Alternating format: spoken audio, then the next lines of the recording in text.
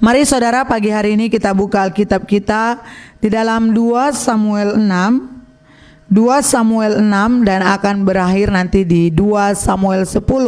Kita mulai pembacaan dari 2 Samuel 6 ayat 1 sampai 23. Tabut dipindahkan ke Yerusalem. Daud mengumpulkan pula semua orang pilihan di antara orang Israel, 30.000 orang banyaknya. Kemudian bersiaplah Daud, lalu berjalan dari Baala Yehuda dengan seluruh rakyat yang menyertainya untuk mengangkut dari sana tabut Allah yang disebut dengan nama Tuhan semesta alam yang bertahta di atas kerubim. Mereka menaikkan tabut Allah itu ke dalam kereta yang baru setelah mengangkatnya dari rumah Abinadab yang di atas bukit. Lalu Uzza dan Ahio anak-anak Abinadab mengantarkan kereta itu. Uzza berjalan di samping tabut Allah itu, sedang Ahio berjalan di depan tabut itu. Daud dan seluruh kaum Israel menari-nari di hadapan Tuhan dengan sekuat tenaga, diiringi nyanyian, kecapi, gambus serbana, kelentung dan ceracap. Ketika mereka sampai ke tempat pengirikan Nakhon, maka Uzza mengulurkan tangannya kepada tabut Allah itu, lalu memegangnya karena lembu-lembu itu tergelincir. Maka bangkitlah murka Tuhan terhadap Uzza, lalu Allah membunuh dia di sana karena keteledorannya itu. Ia mati di sana dekat tabut Allah itu. Daud menjadi marah karena Tuhan telah menyambar Uzza demikian hebatnya. Maka tempat itu disebut orang Peres Uzza sampai sekarang. Pada waktu itu Daud menjadi takut kepada Tuhan, lalu katanya, "Bagaimana tabut Tuhan itu dapat sampai kepadaku?" Sebab itu Daud tidak mau memindahkan tabut Tuhan itu ke tempatnya ke kota Daud, tetapi Daud menyimpang dan membawanya ke rumah Obed-Edom orang Gad itu. 3 bulan lamanya tabut Tuhan itu tinggal di rumah Obed-Edom orang Gad itu, dan Tuhan memberkati Obed-Edom dan seisi rumahnya. Diberitahukanlah kepada Raja Daud demikian, Tuhan memberkati seisi rumah Obed-Edom dan segala yang ada padanya oleh karena tabut Allah itu. Lalu Daud pergi mengangkut tabut Allah itu dari rumah Obed-Edom ke kota Daud dengan sukacita. Apabila pengangkat-pengangkat tabut Tuhan itu melangkah maju 6 langkah, maka ia mengorbankan seekor lembu dan seekor anak lembu gemukan. Dan Daud menari-nari di hadapan Tuhan dengan sekuat tenaga. Ia berbaju efod dari kain lenan. Daud dan seluruh orang Israel mengangkut tabut Tuhan itu dengan diiringi sorak dan bunyi sangkakala. Ketika tabut Tuhan itu masuk ke kota Daud, maka Mikal anak perempuan Saul menjenguk dari jendela, lalu melihat Raja Daud meloncat-loncat serta menari-nari di hadapan Tuhan. Sebab itu ia memandang rendah Daud dalam hatinya. Tabut Tuhan itu dibawa masuk lalu diletakkan di tempatnya di dalam kemah yang dibentangkan Daud untuk itu. Kemudian Daud mempersembahkan korban bakaran dan korban keselamatan di hadapan Tuhan. Setelah Daud selesai mempersembahkan korban bakaran dan korban keselamatan, diberkatinyalah bangsa itu demi nama Tuhan semesta alam. Lalu dibagikannya kepada seluruh bangsa itu, kepada seluruh hayalak ramai Israel, baik laki-laki maupun perempuan, kepada masing-masing seketul roti bundar, sekerat daging, dan sepotong kue kismis. Sesudah itu pergilah seluruh bangsa itu masing-masing ke rumahnya. Ketika Daud pulang untuk memberi salam kepada seisi rumahnya, maka keluarlah Mikal binti Saul mendapatkan Daud, katanya, "Betapa raja orang Israel yang menelanjangi dirinya pada hari ini di depan mata budak-budak perempuan para hambanya, merasa dirinya terhormat pada hari ini, seperti orang hina dengan tidak malu-malu menelanjangi dirinya." Tetapi berkatalah Daud kepada Mikal, "Di hadapan Tuhan yang telah memilih aku dengan menyisihkan ayahmu dan segenap keluarganya untuk menunjuk aku menjadi raja atas umat Tuhan, yakni atas Israel, di hadapan Tuhan aku menari-nari. Bahkan aku akan menghinakan diriku lebih daripada itu. Engkau akan memandang aku rendah, tetapi bersama-sama budak-budak perempuan yang kau katakan itu, bersama-sama merekalah aku mau dihormati." Mikal binti Saul tidak mendapati anak sampai hari matinya. 2 Samuel 7 ayat 1 sampai 17. Janji Tuhan mengenai keluarga dan kerajaan Daud. Ketika raja telah menetap di rumahnya dan Tuhan telah mengaruniakan keamanan kepadanya terhadap semua musuhnya di sekeliling, berkatalah raja kepada Nabi Natan, "Lihatlah, aku ini diam dalam rumah dari kayu aras, padahal tabut Allah diam di bawah tenda." Lalu berkatalah Natan kepada raja, "Baik, lakukanlah segala sesuatu yang dikandung hatimu, sebab Tuhan menyertai engkau." Tetapi pada malam itu juga datanglah firman Tuhan kepada Natan demikian, "Pergilah, katakanlah kepada hambaku Daud, beginilah firman Tuhan, masakan engkau yang mendirikan rumah bagiku untuk kudiami? Aku tidak pernah diam dalam rumah sejak aku menuntun orang Israel dari Mesir sampai hari ini. Tetapi aku selalu mengembara dalam kemah sebagai kediaman. Selama aku mengembara bersama-sama seluruh orang Israel, pernahkah aku mengucapkan firman kepada salah seorang hakim orang Israel yang kuperintahkan mengembalakan umatku Israel demikian? Mengapa kamu tidak mendirikan bagiku rumah dari kayu aras? Oleh sebab itu beginilah kau katakan kepada hambaku Daud, beginilah firman Tuhan semesta alam, akulah yang mengambil engkau dari padang ketika menggiring kambing domba untuk menjadi raja atas umatku Israel. Aku telah menyertai engkau di segala tempat yang kau jalani dan telah melenyapkan segala musuhmu dari depanmu. Aku membuat besar namamu seperti nama orang-orang besar yang ada di bumi. Aku menentukan tempat bagi umatku Israel dan menanamkannya, sehingga tidak dapat diam di tempatnya sendiri dengan tidak lagi dikejutkan, dan tidak pula ditindas oleh orang-orang lalim seperti dahulu. Sejak aku mengangkat hakim-hakim atas umatku Israel, aku mengaruniakan keamanan kepadamu daripada semua musuhmu. Juga diberitahukan Tuhan kepadamu, Tuhan akan memberikan keturunan kepadamu. Apabila umurmu sudah genap dan kau telah mendapat perhentian bersama-sama dengan nenek moyangmu, maka aku akan membangkitkan keturunanmu yang kemudian anak kandungmu, dan aku akan mengokohkan kerajaannya. Dialah yang akan mendirikan rumah bagi namaku, dan aku akan mengokohkan tahta kerajaannya untuk selama-lamanya. Aku akan menjadi bapanya dan ia akan menjadi anakku. Apabila ia melakukan kesalahan, maka aku akan menghukum dia dengan rotan yang dipakai orang dan dengan pukulan yang diberikan anak-anak manusia. Tetapi kasih setiaku tidak akan hilang daripadanya, seperti yang kuhilangkan daripada Saul yang telah kujauhkan dari hadapanmu. Keluarga dan kerajaanmu akan kokoh untuk selama-lamanya di hadapanku. Tahtamu akan kokoh untuk selama-lamanya. Tepat seperti perkataan ini dan tepat seperti penglihatan ini, Natan berbicara kepada Daud. 2 Samuel 7 ayat 18 sampai 29, doa syukur Daud. Lalu masuklah Raja Daud ke dalam, kemudian duduklah ia di hadapan Tuhan sambil berkata, "Siapakah aku ini ya Tuhan Allah, dan siapakah keluargaku, sehingga engkau membawa aku sampai sedemikian ini, dan hal ini masih kurang di matamu ya Tuhan Allah. Sebab itu engkau telah berfirman juga tentang keluarga hambamu ini dalam masa yang masih jauh, dan telah memperlihatkan kepadaku serentetan manusia yang akan datang ya Tuhan. Ya Tuhan Allah, apakah yang dapat dikatakan Daud kepadamu lebih lagi daripada itu? Bukankah engkau yang mengenal hambamu ini ya Tuhan Allah? Oleh karena firman-Mu dan menuruti hati-Mu, engkau telah melakukan segala perkara yang besar ini dengan memberitahukannya kepada hambamu ini. Sebab itu engkau besar ya Tuhan Allah. Sebab itu tidak ada yang sama seperti engkau, dan tidak ada Allah lain selain engkau menurut segala yang kami tangkap dengan telinga kami. Dan bangsa manakah di bumi seperti umat-Mu Israel, yang Allahnya pergi membebaskannya menjadi umat-Nya untuk mendapatkan nama baginya dengan melakukan perbuatan yang besar dan dahsyat bagi mereka, dan dengan menghalau bangsa-bangsa dan para Allah mereka dari depan umat-Nya. Engkau telah mengokohkan bagimu umat-Mu Israel menjadi umat-Mu untuk selama-lamanya, dan Engkau ya Tuhan menjadi Allah mereka.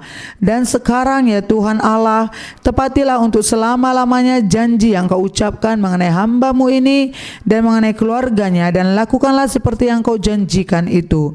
Maka nama-Mu akan menjadi besar untuk selama-lamanya, sehingga orang berkata, Tuhan semesta alam ialah Allah atas Israel, maka keluarga hamba-Mu Daud akan tetap kokoh di hadapan-Mu. Sebab Engkau Tuhan semesta alam Allah Israel telah menyatakan kepada hamba-Mu ini demikian, aku akan membangun keturunan bagi-Mu. Itulah sebabnya hamba-Mu ini telah memberanikan diri untuk memanjatkan doa ini kepadamu. Oleh sebab itu ya Tuhan Allah, Engkaulah Allah dan segala firman-Mu lah kebenaran. Engkau telah menjanjikan perkara yang baik ini kepada hamba-Mu. Kiranya Engkau sekarang berkenan memberkati keluarga hamba-Mu ini, supaya tetap ada di hadapan-Mu untuk selama-lamanya. Sebab ya Tuhan Allah, Engkau sendirilah yang berfirman, dan oleh karena berkat-Mu keluarga hamba-Mu ini diberkati untuk selama-lamanya. 2 Samuel 8 ayat 1 sampai 14, kemenangan Daud. Sesudah itu Daud memukul kala orang Filistin dan menundukkan mereka. Lalu Daud mengambil kendali pemerintahan atas ibu kota dari tangan orang Filistin. Dan ia memukul kala orang Moab. Lalu sambil menyuruh mereka berbaring di tanah, ia mengukur tempat mereka dengan tali. Diukurnya 2 kali panjang tali itu untuk mematikan, dan 1 tali penuh untuk membiarkan hidup. Maka orang Moab takluk kepada Daud dan harus mempersembahkan upeti. Selanjutnya Daud memukul kala Hadadezer bin Rehob, Raja Zoba, ketika ia pergi memulihkan kekuasaannya pada sungai Efrat. Daud menawan daripadanya 1.700 orang pasukan berkuda dan 20.000 orang pasukan berjalan kaki. Lalu Daud menyuruh memotong urat keting segala kuda kereta, tetapi dengan meninggalkan 100 ekor kuda kereta. Lalu orang Aram dari Damsyik datang menolong Hadadezer Raja Zoba, tetapi dari antara orang Aram itu Daud menewaskan 22.000 orang. Kemudian Daud menempatkan pasukan-pasukan pendudukan di daerah orang Aram dari Damsyik. Orang Aram itu takluk kepada Daud dan harus mempersembahkan upeti. Tuhan memberi kemenangan kepada Daud kemanapun ia pergi berperang. Sesudah itu Daud mengangkut perisai-perisai emas yang dipakai oleh anak buah Hadadezer, lalu membawanya ke Yerusalem. Dan dari Beta dan dari Berotai, yaitu kota-kotanya Hadadezer, Raja Daud mengangkut amat banyak tembaga. Ketika didengar tahu Raja Hamat bahwa Daud telah memukul kala seluruh tentara Hadadezer, maka Tou mengutus Yoram anaknya kepada Raja Daud untuk menyampaikan salam dan mengucapkan selamat kepadanya, karena ia telah berperang melawan Hadadezer dan memukul dia kalah, sebab Hadadezer sering memerangi Tou. Dan Yoram membawa barang-barang perak, emas dan tembaga. Juga barang-barang ini dihususkan Raja Daud bagi Tuhan, bersama-sama perak dan emas yang berasal dari segala bangsa yang ditaklukkannya, yakni perak dan emas dari orang Aram, dari orang Moab, dari Bani Amon, dari orang Filistin, dari orang Amalek, dan dari jarahan yang dirampas dari Hadadezer bin Rehob Raja Zoba. Demikianlah Daud mendapat nama, dan ketika ia pulang, ia menewaskan 18.000 orang Edom di lembah Asin. Lalu ia menempatkan pasukan-pasukan pendudukan di Edom. Di seluruh Edom ditempatkannya pasukan-pasukan pendudukan, sehingga seluruh Edom diperbudak oleh Daud. Tuhan memberi kemenangan kepada Daud kemanapun ia pergi berperang. 2 Samuel 8 ayat 15-18. Pegawai-pegawai Daud. Demikianlah Daud telah memerintah atas seluruh Israel dan menegakkan keadilan dan kebenaran bagi seluruh bangsanya. Yoab anak Jerunya menjadi panglima, Yosafat bin Ahilud menjadi bendahara negara, Zoda bin Ahitub dan Ahimelek bin Abiatar menjadi imam, Seraya menjadi panitera negara, Benaya bin Yoyada menjadi panglima orang Kreti dan orang Pleti, dan anak-anak Daud menjadi imam. 2 Samuel 9 ayat 1-13. Daud dan Mefiboset. Berkatalah Daud, masih adakah orang yang tinggal dari keluarga Saul? Maka aku akan menunjukkan kasihku kepadanya oleh karena Yonatan. Adapun keluarga Saul mempunyai seorang hamba yang bernama Ziba. Ia dipanggil menghadap Daud, lalu raja bertanya kepadanya, "Engkaukah Ziba?" Jawabnya, "Hamba tuanku." Kemudian berkatalah raja, "Tidak adakah lagi orang yang tinggal dari keluarga Saul? Aku hendak menunjukkan kepadanya kasih yang dari Allah." Lalu berkatalah Ziba kepada raja, "Masih ada seorang anak laki-laki Yonatan yang cacat kakinya?" Tanya raja kepadanya, "Di manakah ia?" Jawab Ziba kepada raja, "Dia ada di rumah Makir bin Amiel di Lodebar." Sesudah itu Raja Daud menyuruh mengambil dia dari rumah Makir bin Amiel dari Lodebar, dan Mefiboset bin Yonatan bin Saul masuk menghadap Daud. Ia sujud dan menyembah, kata Daud. "Mefiboset," jawabnya, "inilah hamba tuanku." Kemudian berkatalah Daud kepadanya, "Janganlah takut, sebab aku pasti akan menunjukkan kasihku kepadamu oleh karena Yonatan ayahmu. Aku akan mengembalikan kepadamu segala ladang Saul nenekmu, dan kau akan tetap makan sehidangan dengan aku." Lalu sujudlah Mefiboset dan berkata, "Apakah hambamu ini sehingga engkau menghiraukan anjing mati seperti aku?"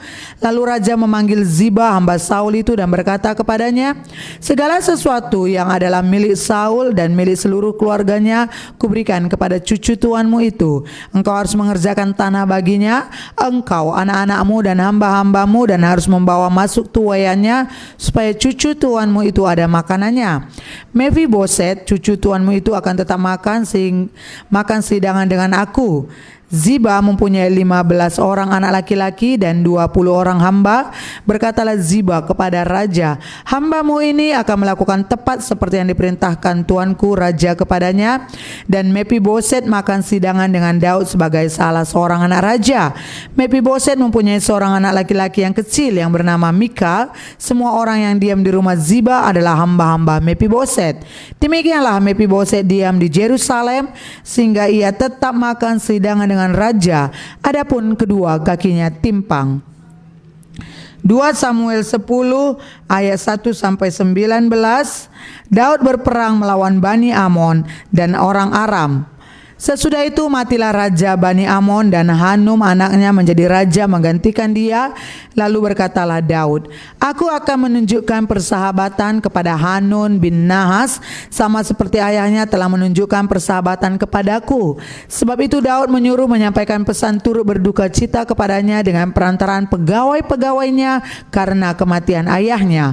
Tetapi ketika pegawai-pegawai Daud sampai ke negeri Bani Amon itu, berkatalah pemuka-pemuka Bani Amon itu kepada Hanun tuan mereka, "Apakah menurut anggapanmu Daud hendak menghormati ayahmu karena ia telah mengutus kepadamu orang-orang yang menyampaikan pesan turut berduka cita? Bukankah dengan maksud untuk menyelidik kota ini, untuk mengintainya dan menghancurkannya, maka Daud mengutus pegawai-pegawainya itu kepadamu?" Lalu Hanun menyuruh menangkap pegawai-pegawai Daud itu. Disuruhnya mencukur setengah dari janggut mereka dan memotong pakaian mereka pada bagian tengah sampai pantat mereka, kemudian dilepasnya mereka. Hal ini diberitahukan kepada Daud, lalu disuruhnya orang menemui mereka, sebab orang-orang itu sangat dipermalukan. Raja berkata, "Tinggallah di Jericho sampai janggutmu itu tumbuh, kemudian datanglah kembali." Setelah dilihat Bani Amon bahwa mereka dibenci Daud, maka Bani Amon itu menyuruh orang menyewa dari orang Aram Bet Rehob dan orang Aram dari Zoba 20.000 orang pasukan pejalan kaki, dari raja negeri Maakah 1.000 orang, dan dari orang-orang Top 12.000 orang. Ketika Daud mendengar hal itu, disuruhnyalah Yoab maju dengan segenap pasukan pahlawan. Lalu Bani Amon maju, diaturnya barisan perangnya di depan pintu gerbang, sedang orang Aram dari Zoba dan dari Rehob dan orang-orang Top dan Maakah ada tersendiri di padang. Ketika Yoab melihat bahwa serangan itu mengancam dia dari depan dan dari belakang, maka dipilihnyalah sebagian dari orang pilihan Israel. Lalu ia mengatur barisan mereka berhadapan dengan orang Aram itu. Selebihnya dari rakyat itu ditempatkannya di bawah pimpinan Abisai adiknya. Ia mengatur barisan mereka berhadapan dengan Bani Amon itu. Lalu berkatalah Yoab, "Jika orang Aram itu lebih kuat daripadaku, maka haruslah engkau menolong aku. Tetapi jika Bani Amon itu lebih kuat daripadamu, maka aku akan datang menolong engkau. Kuatkanlah hatimu, dan marilah kita menguatkan hati untuk bangsa kita kita dan untuk kota-kota Allah kita. Tuhan kiranya melakukan yang baik di matanya."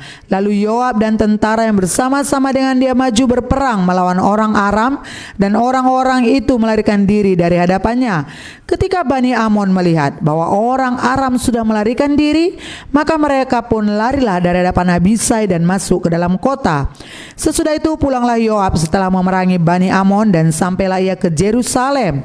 Ketika orang Aram melihat bahwa mereka telah terpukul kalah oleh orang Israel, maka berkumpullah mereka bersama-sama. Juga Hadadezer menyuruh orang Aram yang di seberang sungai Efrat maju berperang. Mereka sampai ke Helam di bawah pimpinan Sobah, panglima tentara Hadadezer. Setelah hal itu diberitahukan kepada Daud, maka dikumpulkannya seluruh orang Israel di seberanginya sungai Yordan, lalu sampai ke Helam. Orang Aram mengatur barisannya berhadapan dengan Daud dan bertempur melawan dia, tetapi orang Aram itu lari dari hadapan orang Israel, dan Daud membunuh dari orang Aram itu 700 ekor kuda kereta dan 40.000 orang pasukan berkuda. Sobah, panglima tentara mereka, dilukainya sedemikian hingga ia mati di sana. Ketika dilihat semua raja yang takluk kepada Hadadezer bahwa mereka telah terpukul kalah oleh orang Israel, maka mereka mengadakan perdamaian dengan orang Israel dan takluk kepada mereka. Sesudah itu takutlah orang Aram memberi pertolongan lagi kepada Bani Amon.